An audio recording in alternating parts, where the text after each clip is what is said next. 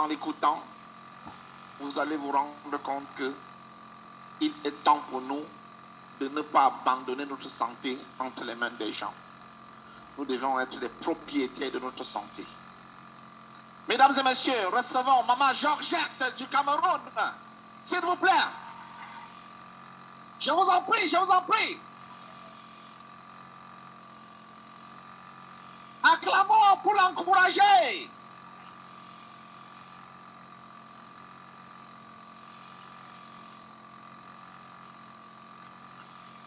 Acclamez, acclamez.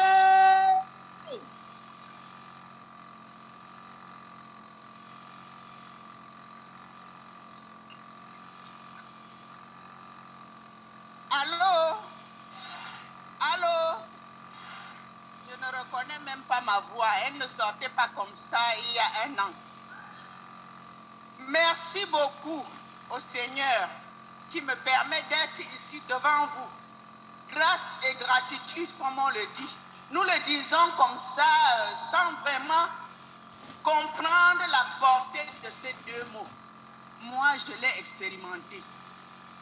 Au mois de mars 2020, lorsque je crois que Maman, est-ce que tu peux d'abord te présenter? Oui, papa, merci de me le rappeler. Je suis Georgette Nyonga. Beaucoup ici dans la salle, peut-être, ont été mes élèves parce que j'ai roulé ma bosse dans l'enseignement. Je suis professeur de lycée. J'ai enseigné au lycée Josse, lycée Mongo-Joseph, lycée d'Aquanor, lycée de Newbel, lycée de Palmier. Et j'ai gravi tous les échelons, c'est-à-dire j'ai enseigné, j'ai été surveillante générale, censeur et proviseur dans 2 lycées pendant 10 ans. Lycée de Newbel où j'ai fait 8 ans et lycée de Palmiers où j'ai pris la retraite. Il y a 9 ans que je suis retraitée. Vous me voyez, vous imaginez mon âge. Puisqu'on va à la retraite à 60 ans, ajoutez 9 ans et me voici devant vous.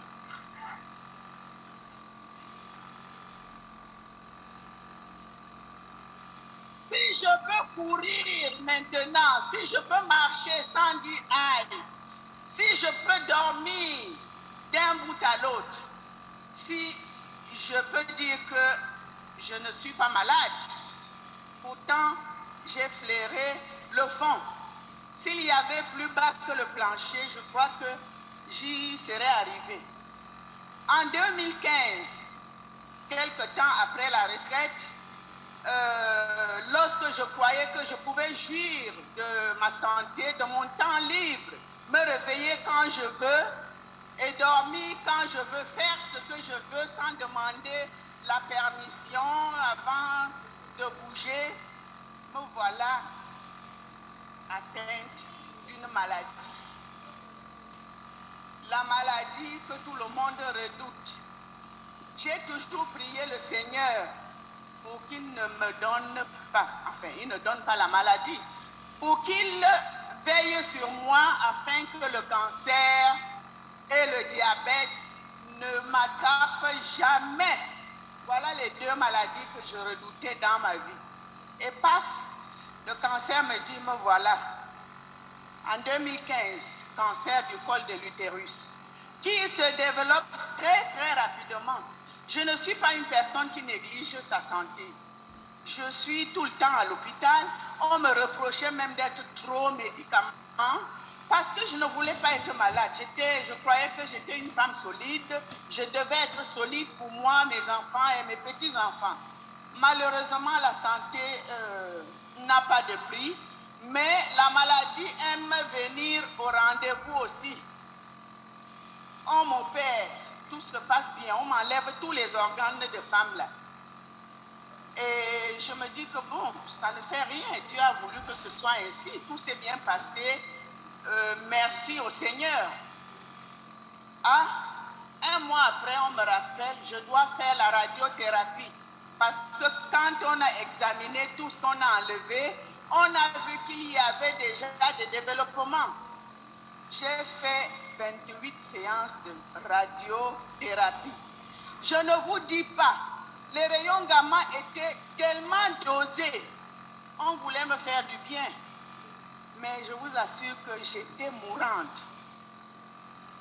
On a trop dosé les produits, enfin les rayons. Si bien que jusqu'à présent, je soigne encore les séquences, les effets secondaires de la radiothérapie. Je ne peux pas m'asseoir sur une chaise dure parce que j'ai encore des plaies. Depuis 2015, vous vous imaginez. Ça, ce sont des choses que je ne vous dis pas. Je ne peux pas me déshabiller devant vous. Vous allez avoir pitié de moi. Et lorsque je crois qu'après la radiothérapie, ça va, puisque je continue à soigner les séquelles, mais le cancer est parti en 2020, au mois de mars. Voilà, on dit qu'il y a récidive. Quand je pense au chemin que j'ai parcouru, récidive pourquoi? N'est-ce pas, on dit qu'à l'hôpital on soigne? Si on a coupé pour enlever, pourquoi? Ça récidive où encore? Ouais. Je vous assure, ma famille, j'ai pleuré toutes les larmes de mon corps. Maintenant, c'est la paroi vaginale. Puisqu'on a enlevé tout, c'est cette paroi-là qui est encore atteinte. Et quand le médecin observe, il me dit, mais voilà, vous pouvez quand même remercier le Seigneur parce que ce n'est pas encore très étendu. Bon, il faut faire la curithérapie qui n'existe pas au Cameroun. Dans ce cas-là, quand vous n'avez pas les moyens pour aller vous soigner là où ça existe, vous croisez les bras et vous commencez à apprêter le cercueil.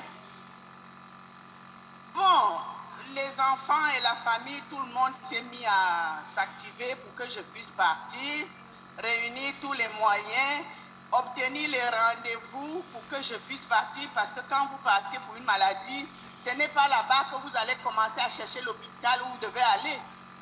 Pendant que nous nous activons pour cela, Dame Covid s'amène. Les frontières sont fermées.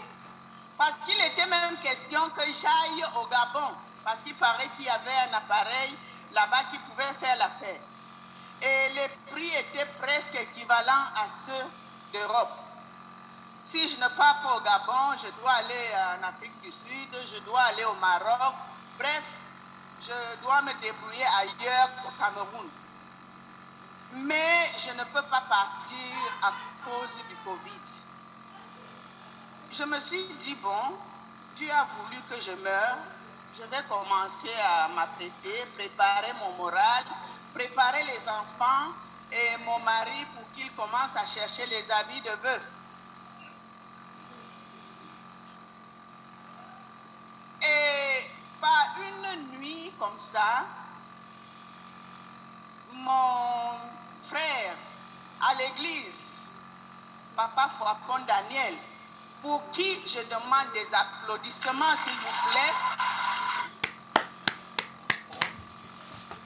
Je remercie infiniment ce couple, le couple Fouacon Daniel et Maman Nadège, qui m'appellent et qui veulent parler affaire de paroisse, puisqu'ils ne m'ont pas vu depuis un certain temps. Qu'est-ce qui va pas? Je lui dis, mais papa, tu sais, j'ai rechuté, hein, il a récidive.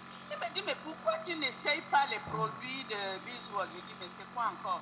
Je t'avais dit que ta boîte de produits là qui coûte 59 000, c'est trop cher. Quel est le fonctionnaire qui peut acheter ça?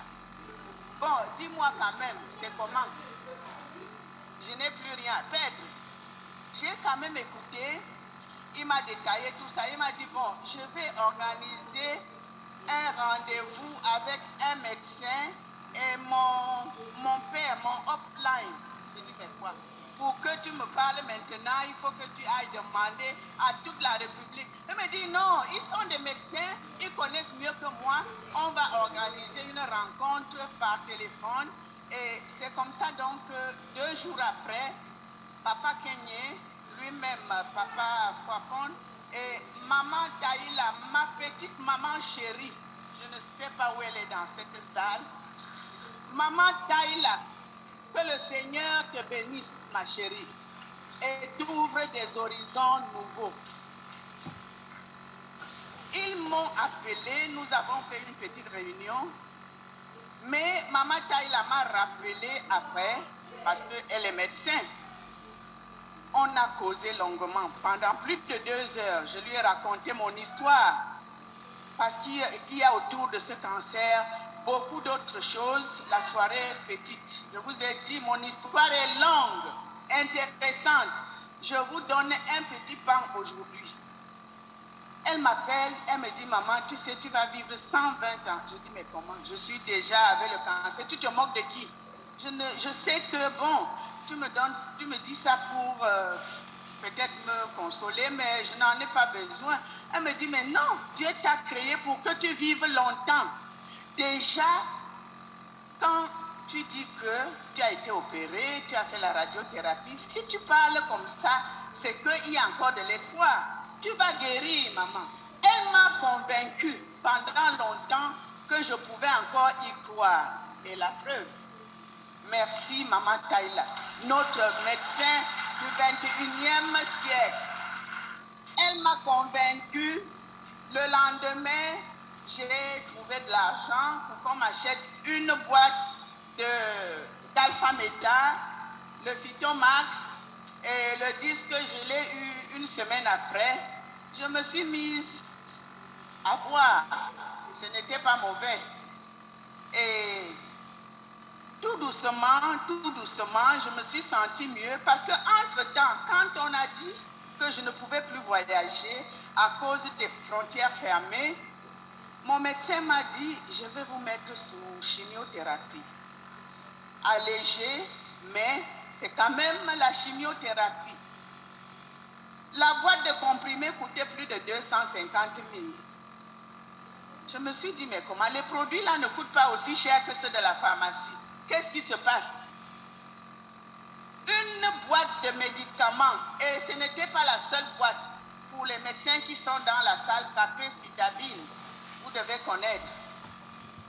Et ce n'est même pas dans toutes les pharmacies. Chaque pharmacie a son prix. Aujourd'hui, tu vas l'acheter à 250 000. Là-bas, tu vas acheter à 290 000. Si tu ne trouves pas là, tu reviens, tu commandes, tu attends 3-4 jours ou une semaine.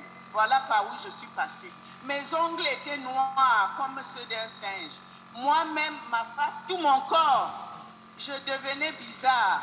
J'étais noire. Les ongles surtout, la paume de la main, j'étais noire parce que je prenais des comprimés et j'étais anémiée d'une façon extrême. Il a fallu qu'on m'injecte des produits pour booster la moelle épinière. Et oui, les comprimés de chimiothérapie me bouffaient tout le sang. Vous voyez, on soigne un mal pour provoquer un autre plus grave. Et j'aurais pu mourir quand le sang finit, on dit que c'est quoi? L'anémie pouvait me tuer. Alors que le cancer que je redoute est encore là en attendant son heure. Je vous assure que j'étais pas bien. Vomissement, mauvaise vie. Je ne dors